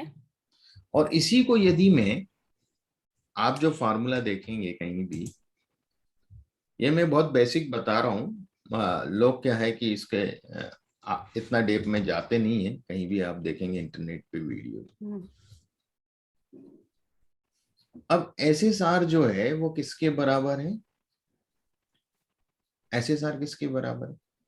एसएसटी, रेसिड्यू है ना। SST minus minus. एसएसए, हाँ यही होगा। मैं भाई एसएसआर यही रहती है, इसको यहाँ ट्रांसफर कर दिया तो एसएसटी यस। माइनस एसएससी बराबर एसएसआर आ ठीक गया। है। संगीता समझ में आ रहा है? Yes sir. ये समझ में आया ना इतना? एसएसटी माइनस एसएससी कैसे आया एसएसआर? कि नहीं आया भाई किसी को? यहाँ तक आ गया ना? तो मैं यहाँ एसएसआर की जगह SST minus SSE over SST लिख सकता हूँ कि नहीं लिख सकता हूँ? यस। भाई एसएसआर की जगह मैंने ये लिख दी। और अब क्या होता है जब डिनोमिनेटर कॉमन है तो हम इसको क्या करेंगे? SST over SST minus SSE over SST होगा कि नहीं होगा? करेक्ट। तो ये कट के कितना हो गया? 1 हो गया। 1 minus SSE over SST. Got it? Okay. यही फॉर्मूला पिछली स्लाइड में था कि नहीं था? यहाँ आर था बस वो, क्योंकि ये लोग इसको आर मानते हैं, इसको मतलब एसएसआर मानते हैं। ठीक इज है। It clear? Yes sir. इसके So स्क्वायर, जबकि basically हम लोग एसएसआर इसको बोलते हैं स्टैटिस्टिक्स में, हम लोग इसको ये ना बोल के एसएसई बोलते हैं। Got it? ओके, वो एरर हो गया, नीचे वाला रेसिड्यू हो गया। रेसिड्यू। पर जनरली क्या होता है कि वो मशीन लर्निंग वाले आईटी वाले लोग हैं, उन्होंने आगे प्रचार कर दिया, वो एसएसआर बोलने लगे इसको एसएसई की जगह। और इसमें कंट्राडिक्शन है हम स्टैटिस्टिशियन में और डेटा साइंटिस्ट में कि भैया वो एसएसई होता है, एसएसआर क्यों बोल रहे हैं? तो ये तो बहुत ही मेजर डिफरेंस है ना हाँ, प्रेडिक्शन में, बिकॉज आप नहीं अब वो रेसिड्यू एसएसआर की तरह यूज कर रहे हैं, काम उसी का रहता है हमें एसएसई का ही, पर वो एसएसआर की तरह यूज करते हैं, उसको रेसिडुअल बोलते हैं आगे। बट वो एक्चुअल रेसिडुअल है नहीं अगर हम स्टैटिस्टिक्स टर्म्स में देखें हाँ, तो। उस हिसाब से देखे तो नहीं, वो एरर है। तो एरर को फिक्स करने के अलग मेथोडोलॉजी होती होगी और रेसिड्यू को रिमूव करने की अलग मेथोडोलॉजी होती होगी, तो एक स्टैटिस्टिशियन का अप्रोच और एक डेटा साइंटिस्ट का अप्रोच रिजल्ट में अंतर काफी आ जाता डिफरेंस है, लाएगा। अंतर आ जाता है, वही डिफरेंस आता है। क्लियर? ओके।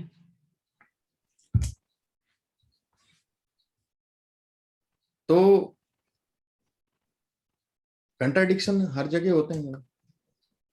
और ये अब क्या है कि अब डोमिनेंट जो है स्टैटिस्टिशियन पे कौन है आगे चल के, तो डेटा साइंटिस्ट डोमिनेट कर रहे हैं, तो अब उनकी बातें रखी जाती हैं आगे की एल्गोरिथम में, इनका रोल खत्म होने लगता है स्टैटिस्टिशियन।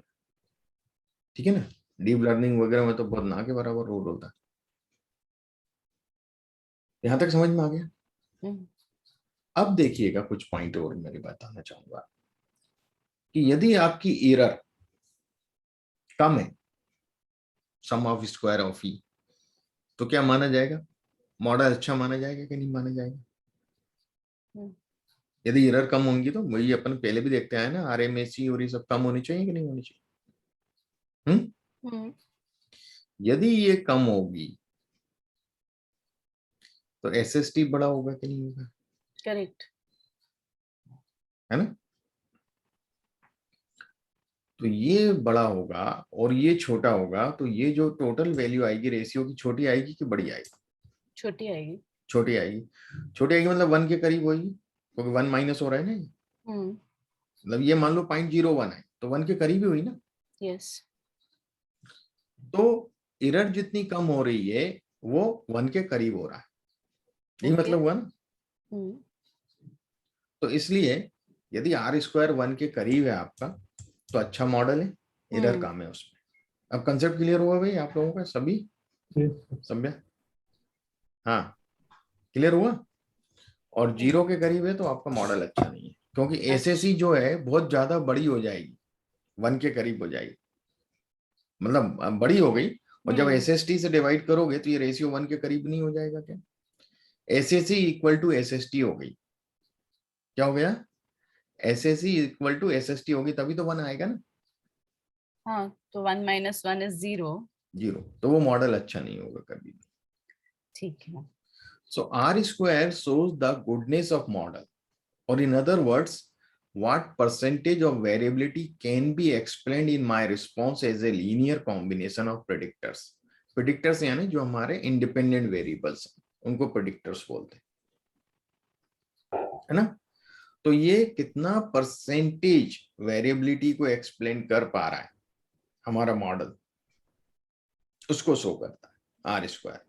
तो आर स्क्वायर यदि आपके पास वैल्यू है तो आप ये अकेली ही वैल्यू काफी, आपको आरएमएसए की जरूरत ही नहीं है क्या। मॉडल के बेस्ट फिट मालूम करने के लिए, गुडनेस ऑफ मॉडल मालूम करने के लिए, यदि ये 0.8 आ रहा है किसी मॉडल का मेरा आर स्क्वायर, तो अच्छा मॉडल हुआ कि नहीं हुआ। करेक्ट, अच्छा है ना। Got it. Yes sir. भाई सबके कंसेप्ट क्लियर हुए यहाँ तक है। क्योंकि इंटरप्रेटिबिलिटी जब भी आप मॉडल बनाएंगे तो आर स्क्वायर आएगा, एडजस्टेड आर स्क्वायर आएगा, ये मैं बताऊंगा। एडजस्टेड आर स्क्वायर अभी एक्सप्लेन नहीं कर रहा हूँ, है ना। ठीक है, तो ये भी एब्सोल्यूट मेजर है कि रिलेटिव मेजर है। रिलेटिव मेजर तब तो रेंज है मैडम इसमें 0 से 1। 0 to 1 है ना, तो रिलेटिव है ना सर। रिलेटिव मेजर है। What it. है ना। ओके।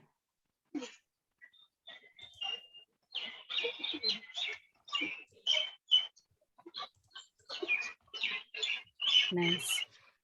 तो यहाँ तक क्लियर हो गया आप लोगों को जी। मैं बहुत स्लो चल रहा हूँ इसमें, इसलिए कि पहली एल्गोरिथम में, अगली एल्गोरिथम में इतना दिक्कत नहीं आएगा, क्योंकि आपको ये सब चीजें पता चलेंगी, रेसिडुअल क्या होता है, फलाना क्या होता है, ठिकाना।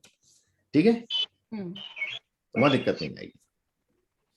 ठीक है, तो सर सॉरी एक बहुत बेसिक सा क्वेश्चन है। रिग्रेशन लाइन समझ में आ गया, मीन लाइन समझ में आ गया, इस केस में बेस्ट फिट लाइन कहाँ आएगी। ये बेस्ट फिट लाइन, ये रिग्रेशन लाइन है जो बेस्ट फिट लाइन है, that is the best fit line ना। Okay fine. जिसका मतलब आपका आर स्क्वायर यदि इस लाइन का 1 के लगभग है, ये आर स्क्वायर इसी का बताया जाता है ना, इसी से निकलता है ना ये सब चीजें। ओके। तो आर स्क्वायर यदि 1 के करीब तो आपकी लाइन अच्छी बेस्ट फिट है, मॉडल आपका अच्छा फिट है, गुडनेस ऑफ मॉडल बता रहा है ना। ठीक है ना, गुडनेस ऑफ फिट भी बोलते हैं हम इसको, गुडनेस ऑफ मॉडल या गुडनेस ऑफ फिट। मॉडल और फिट अपन सीमेंट से मतलब सिनोनिमस यूज करते हैं इसमें मशीन लर्निंग। तो अभी तक हम लोग स्टैंडर्ड एरर के बारे में बात कर रहे थे। अगर हमारा कोई कोई भी वेरिएबल जो है वो बेस्ट फिट के ऊपर था या नीचे था तो हमारा स्टैंडर्ड एरर होता था। अब हमने ये मीन लाइन निकाल ली है, तो जो best fit line and mean line के बीच का डिफरेंस है वो रेसिड्यू है। हाँ वो रेसिड्यू, ठीक है। ठीक है। सर अगर हमारा y कैप जो है वो उसके नीचे होता तो, इसके y कैप जो है वो बेस्ट फिट लाइन के नीचे होता तो, एंड मीन लाइन के भी नीचे होता, ऐसा भी हो सकता है क्या?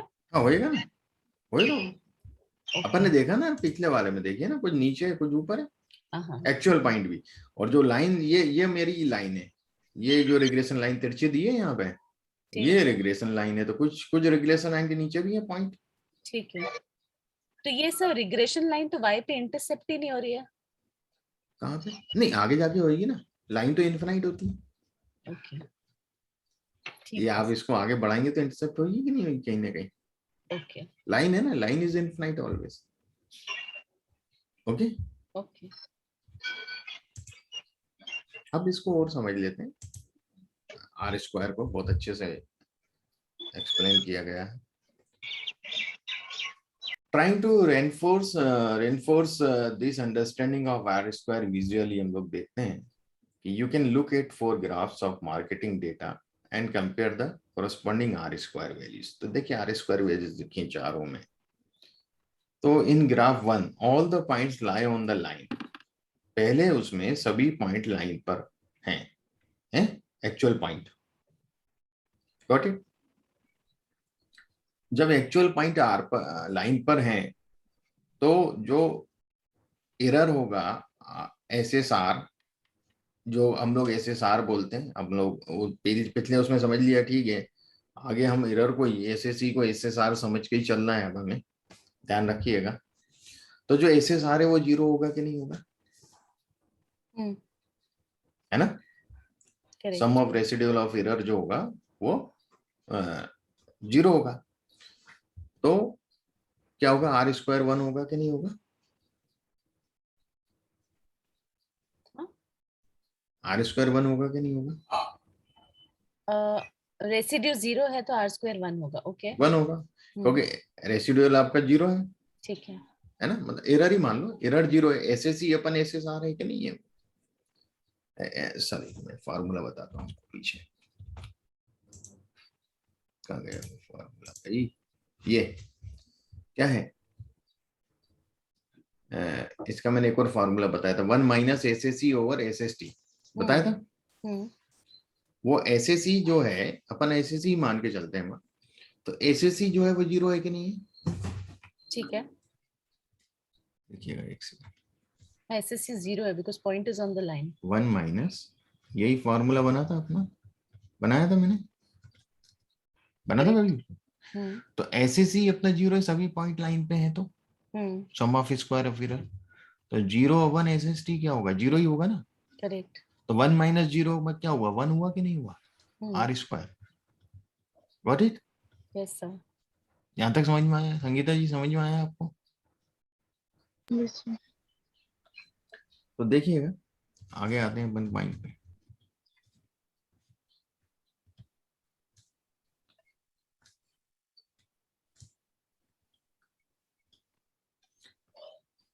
देखिएगा, ये वो है, सब पॉइंट लाइन पे है, तो सम ऑफ स्क्वायर ऑफ एरर क्या होगा? 0 होगा।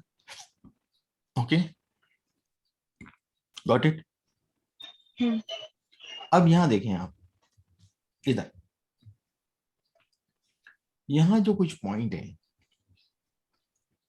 some points, ये वाला second graph, sorry right side का, some points deviate from the line and error is represented by R square 0.70। कुछ पॉइंट डेविएट है लाइन से, पर ज्यादा डेविएशन नहीं है क्या? बहुत ज्यादा नहीं है। तो R स्क्वायर कितना हुआ? 0.70 हुआ। यहाँ बहुत ज्यादा डेविएट हो गया, करेक्ट। तो R स्क्वायर कितना हो गया? 0.36, है ना? भाई अपन कैलकुलेशन पे नहीं जा रहा है, जितना डेविएशन बढ़ेगा R स्क्वायर उतना कम होता चला जाएगा, ये मेरा बताने का मतलब है, ठीक है?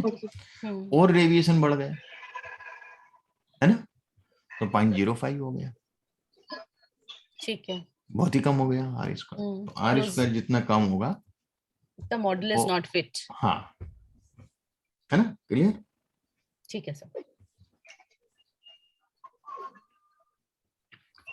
अब जैसा मैंने आपको बताया था कि जो इसमें बेस्ट फिट लाइन डिसाइड होती है वो ग्रेडियंट डिसेंट के द्वारा होती है। तो ग्रेडियंट डिसेंट अपना फंक्शन, कॉस्ट फंक्शन जो है उसको हमें नहीं समझने की जरूरत है, उसको हम रहने देते हैं क्योंकि बहुत ज्यादा मैथमेटिकल हो जाएगा, आपको वो उसका यूज भी नहीं होता।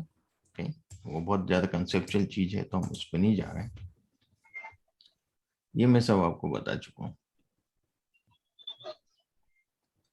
अब कुछ एजम्पशंस हैं सिंपल लीनियर रिग्रेशन के। सर आज के लिए इतना। चलिए ठीक है, तो अपन नेक्स्ट सेशन में ये एजम्पशंस क्लियर करके प्रैक्टिकल चालू करेंगे। ठीक है, ये सर 4 नेक्स्ट एजम सेशन कल ही है फिर? नहीं, अभी तो इस वीक में तो नहीं, नेक्स्ट वीक से अपन करेंगे इसको कल, क्योंकि कल मेरा सेशन को कल बोलूंगा, मैं सबको डिस्कस करूंगा इनसे, है ना? ठीक है ठीक है, सर। तो अभी यदि बुधवार आप लोग आ पाते हैं तो बहुत अच्छी बात है, वेडनेसडे ट्राई करते हैं तो। और सिर्फ हम लोग को तो दिक्कत नहीं है, सिर्फ शैलू का ही प्रॉब्लम है। अच्छा, उनका कुछ रहता है क्या बुधवार को मीटिंग वगैरह मॉर्निंग? हाँ, वेंसडे और फ्राइडे को है उसका, हमारा वेंसडे और फ्राइडे। अच्छा अच्छा, यही वेडनेसडे का है बस दिक्कत। ठीक है। अपन नेक्स्ट वीक से कर लेंगे उसको, है ना? ठीक है सर। नेक्स्ट वीक से हो जाएगा, तो कल तो उनका सेशन ले लूंगा मैं।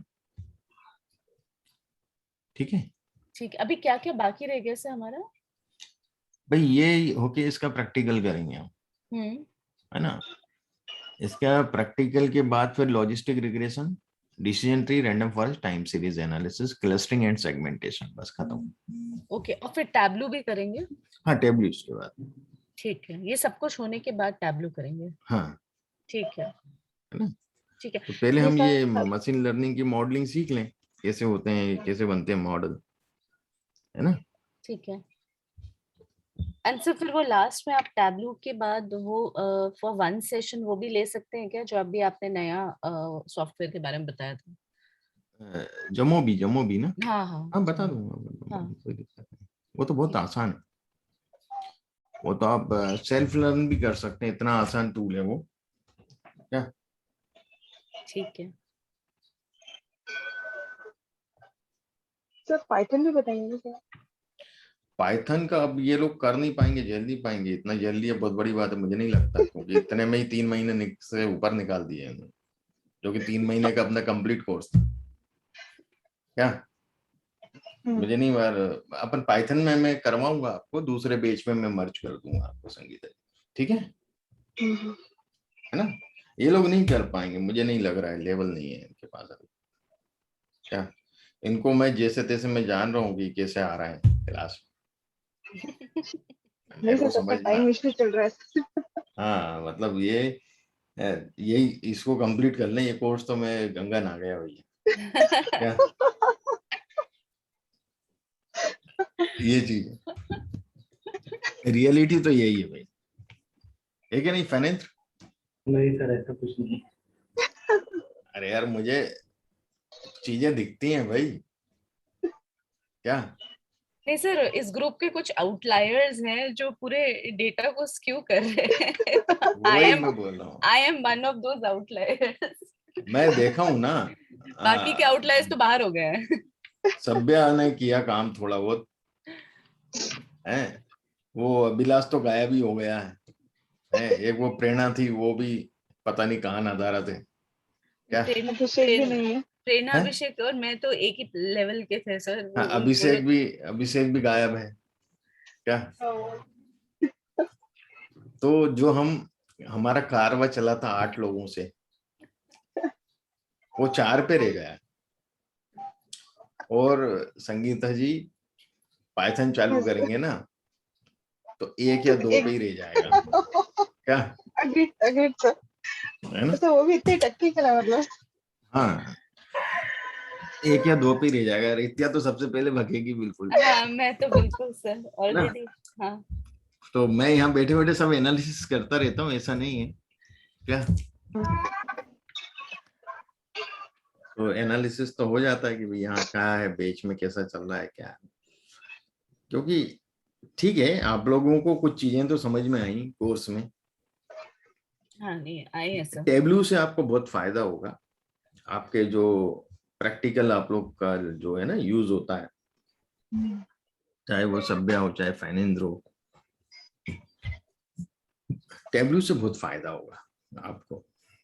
सर मुझे कुछ मार्केटिंग एनालिटिक्स से रिलेटेड कुछ समझना है, तो पहले अगर आपका कोई सेपरेट कोई सेशन है जहां पर आप इसके बारे में बता रहे हो तो मैं उसमें ज्वाइन करना चाहूंगी। हाँ, मैं इन्फॉर्म करूंगा आपको, है ना, हाँ। वर्कशॉप वगैरह होते रहते हैं मेरे, है ना, तो क्योंकि मेरे को ये उसमें किस तरीके से अप्लाई होगा ना वो हाँ, मुझे समझने की जरूरत है। नहीं अपन अभी एक दो प्रोजेक्ट करेंगे ना, इसमें टेबलू में भी करेंगे, मार्केटिंग के ही प्रोजेक्ट उठाएंगे, ओके लॉजिस्टिक के, इसके आपके अमेजोन वगैरह के और इसके ठीक है। डिजिटल, तो वो मार्केटिंग के ऊपर ही अपन लोग काफी कुछ काम करेंगे उसमें टेबलू पे। तो अभी ये सारा कुछ होने के बाद हम लोग प्रोजेक्ट भी करने वाले हैं ना? हाँ, प्रोजेक्ट करेंगे ना, अभी इन ठीक सभी है में एक एक प्रोजेक्ट होगा। ठीक है। लीनियर रिग्रेशन करेंगे तो पहले तो जो सिखाऊंगा वही एक डेटा सेट होगा जिस पे अपन लोग सीखेंगे, हम्म, ठीक है। फिर इसके बाद एक असाइनमेंट अलग दूंगा कि आप लोग भी करके देखिएगा, है ना, कि भाई इसको कैसे करना है। तो काफी टाइम जरूर, एक आध महीना और लग जाएगा ये सब कंप्लीट होते करते हैं, तो ठीक है, अपना एक चीज तो कंप्लीट हो जाएगी। आप कल को ये तो बोल सकते हैं कि भाई डेटा एनालिटिक्स आता है हमें। मैं इसलिए चाह रहा हूँ कि भाई मशीन लर्निंग की भी पूरी एल्गोरिथम कंप्लीट हो जाए अपनी जो मेन है, ये तो बहुत सारी, और उतनी सब कोई भी नहीं पढ़ाता है ना, तो जो मेन एल्गोरिथम है वो अपन कंप्लीट कर लें, तो कल को जो सर्टिफिकेशन भी हमारी तरफ से इशू होता है तो वो उसकी कुछ वैलिडिटी रहे। क्या आप जानते हैं लीनियर, आप आर स्क्वायर जानते हैं, कोई पूछेगा तो आप बता सकते हैं, RMSE आपको मालूम है, आप एक्सप्लेन कर सकते हैं कि नहीं, है ना, तो ये मेरा कहने का मतलब इससे है। एक सेकंड सर्टिफिकेशन के लिए असेसमेंट देना होगा। है, अब क्या असेसमेंट लें आप लोगों के, असाइनमेंट में आया, 1 मिनट है। क्या है यार संगीत, असेसमेंट तू ही देना असेसमेंट। हाँ, क्या मतलब? अब वो असाइनमेंट दूंगा भी तो मुझे ही सॉल्व करवाना पड़ेगा,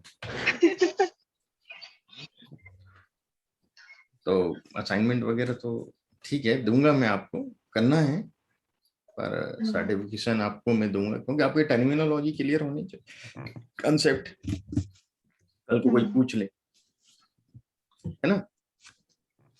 तो आज आपको इतना तो मालूम है कि भी पैरामेट्रिक टेस्ट क्या होते हैं, नॉन पैरामेट्रिक टेस्ट क्या होता है, एक सर तो आइडिया तो है, हाँ, EDA का भी आइडिया है ना, तो ये सब चीजें एक, देखिए आप जरूरी नहीं आप लोग कोडिंग करें, आप लोगों के जॉब होंगे, मैनेजरियल जॉब होंगे, कुछ होंगे, तो आप तो गाइड करेंगे या उनको वो करेंगे कि भैया तुम ये काम करके दो, मॉनिटर करेंगे, है ना। जरूरी नहीं हम लोग कोडिंग पार्ट में रहें आप लोग, क्योंकि ज्यादातर लोग जो हैं मेरे पास आते भी हैं वो मैनेजरियल पोस्ट के, डायरेक्टर पोस्ट के हैं, वो खाली कंसेप्ट को समझने के लिए आते हैं, कल को कोई कुछ करके लाया तो उसमें क्या कमी है ना, वो पता करने के लिए।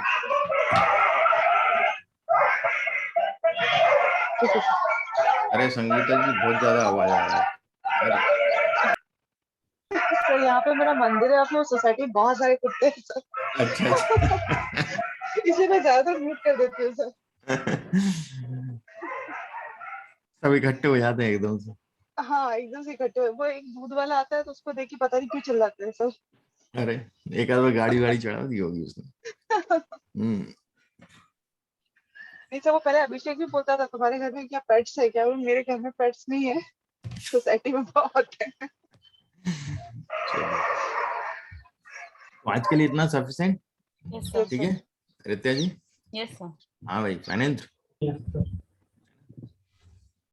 तो मैं सेंड करता हूँ ये PPT आपको, ठीक है, और भी जो वीडियो है आज मैं शेयर कर दूंगा, पिछले 2 दिन हाँ सर, मुझे, प्लीज शेयर कर दीजिए। हाँ मैं आज प्रैक्टिस तो चाहिए। पिछले परसों का भी शायद रह गया था, परसों नरसों का।